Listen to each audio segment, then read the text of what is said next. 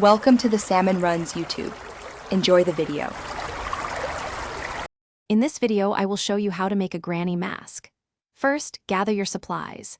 You'll need a sturdy paper plate as your base, some cotton balls for hair and texture, and a reliable craft glue. Don't forget your scissors for cutting, markers for drawing features, and a bit of yarn for a wig. These simple items will help you create a charming and fun mask in about 30 to 45 minutes, perfect for a costume party or playtime. Now, let's start shaping the face. Begin by carefully cutting out 2 eye holes on your paper plate. You can make them round or almond-shaped, depending on the look you desire.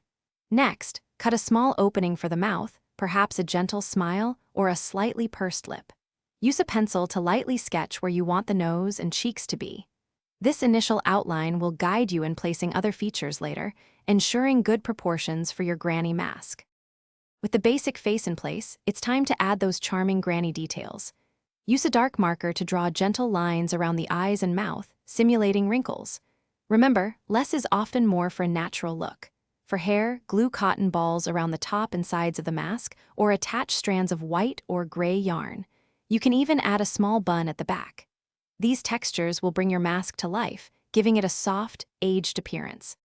Finally, let's add the finishing touches to your granny mask. Punch a small hole on each side of the mask and thread an elastic string or ribbon through them, tying knots to secure it. This will allow you to wear your mask comfortably. For extra character, glue on a pair of old toy glasses or tie a small fabric headscarf around the top. Make sure all the glue is completely dry, which usually takes about 15 to 20 minutes, before you put on your wonderful new granny mask. Thanks for watching.